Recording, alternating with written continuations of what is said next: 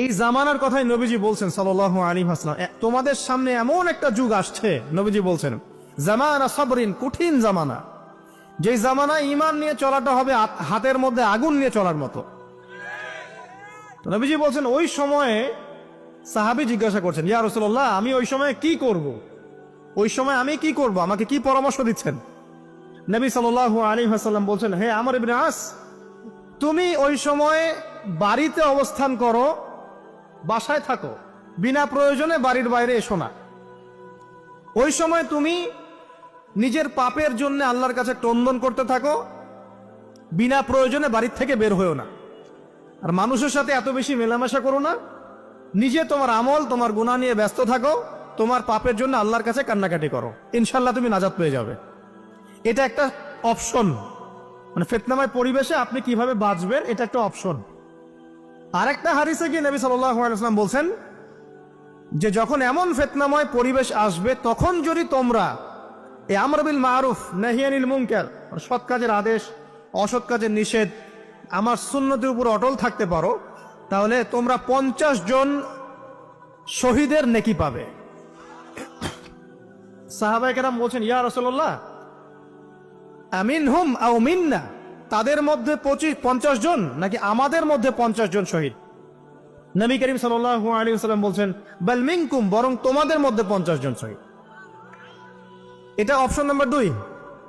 এক কি বললাম, আপনি নিজেকে নিয়ে ব্যস্ত থাকেন, বাসায় থাকেন, বিনা প্রয়োজনে বাড়ির থেকে বের হবেন না, মানুষের সাথে কম মেলামেশা করেন এবং নিজের পাপের জন্য আল্লাহর কাছে কান্নাকাটি করেন, নিজের আমল নামা নিয়ে ব্যস্ত থাকেন, ইনশাআল্লাহ নাজাত পাবেন।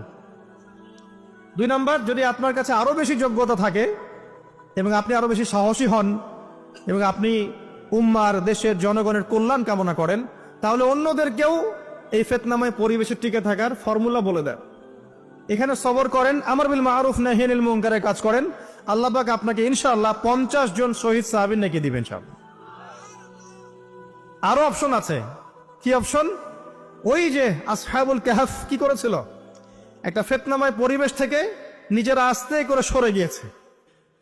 যখন আপনি পরিবেশকে পরিবর্তন করতে আর পারছেন না, দাওয়াত দিয়েও কোনো কাজ হচ্ছে না, মানুষ কথাও শুনছে না, জুলুম নির্যাতন বাড়তেই আছে, টিকে থাকা মুশকিল, তখন তাদের হিসেবের দায়িত্ব আল্লাহর উপর ছেড়ে দেন, আপনি ওখান থেকে ডিসকানেক্টেড হয়ে যান।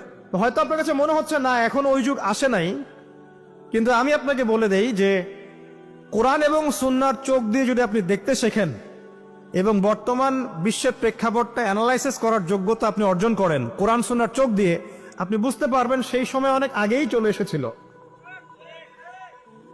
এখন ফিতনা এবং ফাসাদময় এই পরিবেশে আমরা কি করতে পারি, ছোট স্কেলে, বড় স্কেলে না, ছোট স্কেলে। আমি আজকে বড় বিষয় নিয়ে কথা বলতে আসি নাই, কারণ আমি চিন্তা করলাম যে আসলে প্রথমে যদি ব্যক্তিকেন্দ্রিক বিষয়টা ঠিক না হয়, বড় বিষয় আলোচনা করে কোনো লাভ নাই। আগে ব্যক্তি যদি ঠিক না হয়, বড় বিষয় আলোচনা করে আসলে কোনো লাভ নাই, আপনারা বুঝবেনও না, মাথার উপর দিয়ে চলে যাবে। এখন গ্লোবাল অ্যাফেয়ার্স নিয়ে কথা বলে খুব একটা ফায়দা নাই আপনাদের। এখন ইকোনমিক পুরো এই সুদভিত্তিক সিস্টেম আপনি চেঞ্জ করতে পারবেন না, এবং পুরো যে তাগুতি ব্যবস্থা আপনি চেঞ্জ করতে পারবেন না। আপনি কি করতে পারবেন? আপনি নিজেকে পরিবর্তন করতে পারবেন, আপনার পরিবারকে পরিবর্তন করতে পারবেন। এতটুকু আপনার পক্ষে এখন পর্যন্ত সহজ, ঠিক না? ঠিক কথা। এটা আপনি এখন করতে পারবেন। তো এটার ফর্মুলা কি? ফর্মুলা ঘাটতে গিয়ে আল্লাহ পাক আমার মাথার মধ্যে একটা হাদিস নিয়ে এসে দিলেন, কারণ আমি বিশ্বাস করি যে আপনারা বলছেন মাওলানা, আল্লামা, আমি আসলে এমন কিছু নই, এই কথাগুলো আসলে আমার সাথে যায় না। আমি নিতান্তই একজন ছোট মানুষ এবং তালেবে ইলম, জ্ঞানের পথের পথযাত্রী।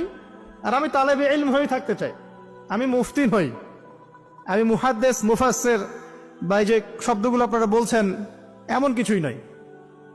আসলে কিয়ামতের মাঠে আমি জান্নাতে যেতে পারবো কিনা আমি নিজেই জানি না। যখন কোনো মানুষ নিজেকে অনেক বড় মনে করা শুরু করবে, বুঝে নিবেন সে ইবলিসের আনুগত্য করা শুরু করেছে আর কি। কারণ ইবলিস বলেছিল, আবা ওয়াস্তাকবারা, আমি খলাকতানি মিন নার ওয়া খলাকতাহু মিন তিন, আমাকে সৃষ্টি করেছেন আগুন দিয়ে, আদমকে সৃষ্টি করেছেন মাটি দিয়ে, আমি কেন আদমকে সিজদা করতে যাব?